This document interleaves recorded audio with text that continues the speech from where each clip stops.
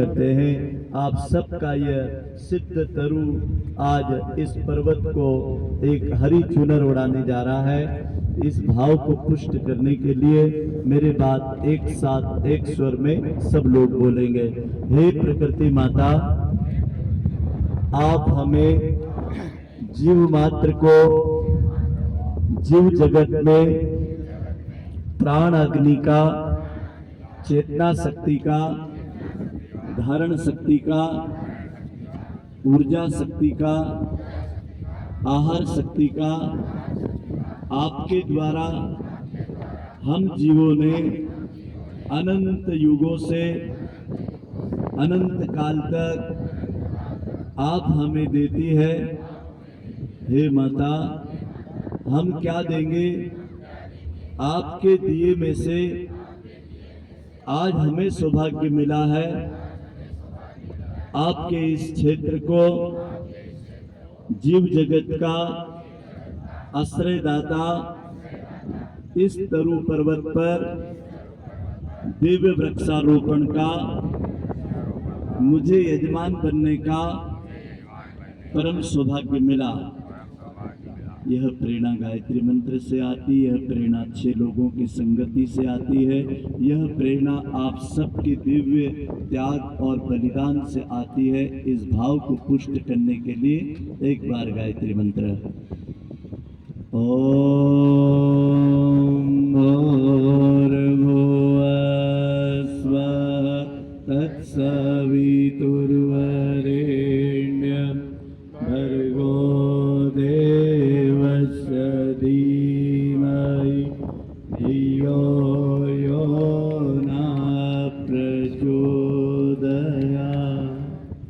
प्राण और प्रकाश शरीर में उपस्थित परम कृपालु गुरु सत्ता, इस क्षेत्र में वास करने वाले पंचमुखी खेड़ापति हनुमान जी महाराज और हमारे जो पिछले 3 प्रयोग हुए वहाँ के विराजमान सर्व देवताओं को हृदय से नमन करते हैं, जिन्होंने संकट देखे, दुष्काल देखे, धूप देखी, विभिन्न प्रकार की सुरक्षा न होने के कारण अपने जीवन को सुरक्षित रखने का संघर्ष देखा, लेकिन आज वो हरा भरा पेड़ हम सबको वचन देता है, यदि आपने हमारे लिए कुछ त्याग किया तो हमने संघर्ष की उस यात्रा को 2016 से अब तक 24 में हम आ गए हैं। ये मान करके चलो कि ये उनके लिए जीवन का संघर्ष आज एक चतुर्थ चरण, जैसे ब्रह्मा के 4 मुख होते हैं और ब्रह्मा के चारों मुख से पहला वाक्य निकला था, एको हम भविष्यामि, मैं अकेला हूँ, मेरी तरह इस सृष्टि में बहुत सारे जीव जंतु प्राणियों का आविर्भाव होना चाहिए। तो गीता में कहा गया है कि 84 लाख योनियों में सबसे पहली योनि आती है पेड़ पौधे जीव जंतु के पोषण करने वाले, इनको आश्रय देने वाले, प्राकृतिक घर, प्राकृतिक जलाशय, प्राकृतिक अन्नदाता, जिनको कंदमूल उद्भट जीव कहा गया है। जैसे अंडज जीव, वो भी इन्हीं पे वास करके अपना घर बना करके पक्षी गण इस पे वास करते हैं। फिर इसके बाद में आते हैं स्वेदज जीव। जब हमको बहुत पसीना निकलता है तो माथे में किसी जीव को, किसी शरीर पर जितने जीव होते हैं जो पसीने से पैदा होते हैं, जिसको स्वेदज जीव कहा, और एक जीव होता है जो हम आप लोग हैं जर जीव, जो जर से पैदा होते हैं। तो हम सब लोगों को इनके अंत में चौथे चरण में हमको जन्म दिया। तो मेरा भाव यही आया यहाँ आकर के कि ब्रह्मा के 4 मुखों से 4 सृष्टि के जीवों का प्रादुर्भाव हुआ, तो आज आप लोग भी ब्रह्मा के चौथे मुख का प्रादुर्भाव कर रहे हैं। और इस स्थान का सबसे पहले हम नामकरण संस्कार करेंगे, इस सरोवर का नामकरण संस्कार करेंगे। हमारी श्रद्धा में ये चीज हमेशा स्थायी रूप से वास करेगी। अब वो हमारे 3 नामकरण संस्कार हम कर चुके हैं, चाहे वो पंचमुखी पर्वत हो, चाहे त्रिवेणी पर्वत हो, राम चबूतरा हो, और ये जो 22 एकड़ का ये जो पश्चिम भाग का जो क्षेत्र है निम्बोल पंचायत के अंतर्गत आता है। ये जो आप सड़क देख रहे हैं, इधर का हिस्सा 3 चरण का, अब यहाँ से लगा करके इधर शेष पश्चिम भाग का चरण ये निम्बोल ग्राम पंचायत का है। और ये निम्बोल ग्राम पंचायत में प्रस्ताव ठहराव करके अभी हमारे वर्तमान के सीएम साहब ने योजना चलाई है कि कोई भी गौशाला, कोई भी समाज लोग सामूहिक रूप से वृक्षारोपण करें, उस भूमि का सामूहिक संरक्षण करें और वहाँ पेड़ पौधे जल जंगल जमीन के संरक्षण के लिए कार्य करें। वो जमीन उस संस्थान को, उस समूह को पंजीकृत करके अलॉट कर दी जाएगी।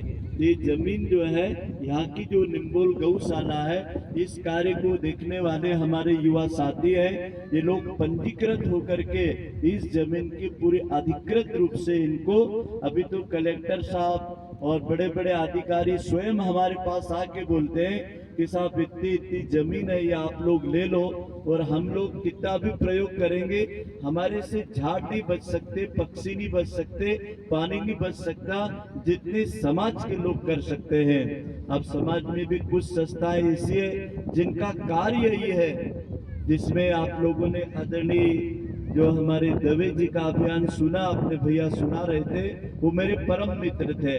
जब भी वो मेरे से मिलने के लिए आते थे तो हमारी मध्य प्रदेश की राजतंत्र की चाबी उनके हाथ में थे। मतलब वो सामान्य व्यक्ति नहीं थे, मतलब यहाँ का सांसद, सीएम और विधायक वो बनाते थे, इतनी बड़ी हस्ती थी वो। उन्होंने शादी नहीं करी थी, राजघराने के व्यक्ति थे और सारा जीवन उन्होंने जल जंगल पर्यावरण के लिए दान कर दिया था। तो ऐसे व्यक्तित्व ने यदि इस क्षेत्र की नर्मदा परिक्रमा करके नर्मदा की आवाज सुनी, और हम लोगों ने वही अभियान चला रखा गायत्री परिवार ने। अभी गायत्री जयंती पर्व पर हम लोगों ने नर्मदा के तट पर यही संकल्प लिया कि इसके तटीय क्षेत्रों पर सघन वृक्षारोपण हो। उसी कड़ी में आज ये पर्वत जो हमें मिला है, इस पर्वत का हम नाम बोलेंगे, आप 3 बार बोलेंगे, प्रगतिशील हो, प्रगतिशील हो, प्रगतिशील हो। कामधेनु कुंज।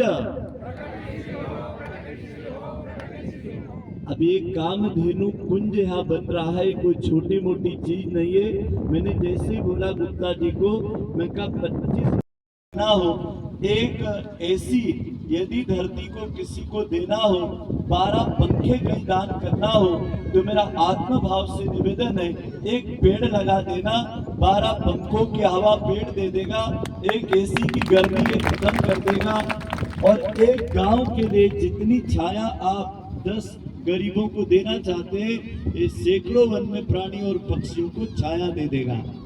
एक काम इन्होंने बहुत ही अच्छा किया, 25 बाय 25 की दूरी पर मैंने यहाँ ऐसी प्रजातियां इनके पेड़ों की देखी जो किसानों के मित्र पेड़ हैं, जिसमें विशेष करके अमलतास और जिन फलों को पक्षी खाते हैं। तो जो दूध प्रजाति के पेड़ होते हैं उनके सारे फल पक्षी खाते हैं। फिर यहाँ औदुंबर है, गुलर है, पाकड़ है, पीपल है।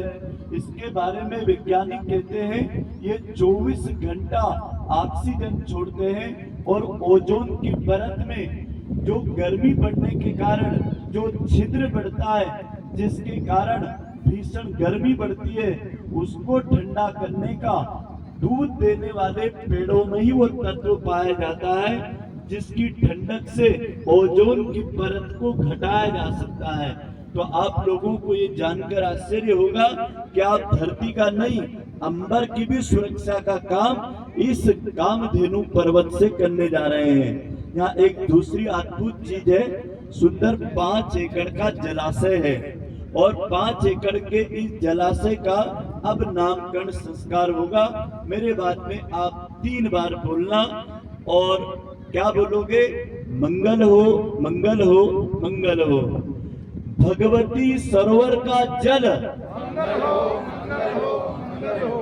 भगवती सरोवर का जल, मंगल हो, मंगल हो, मंगल हो।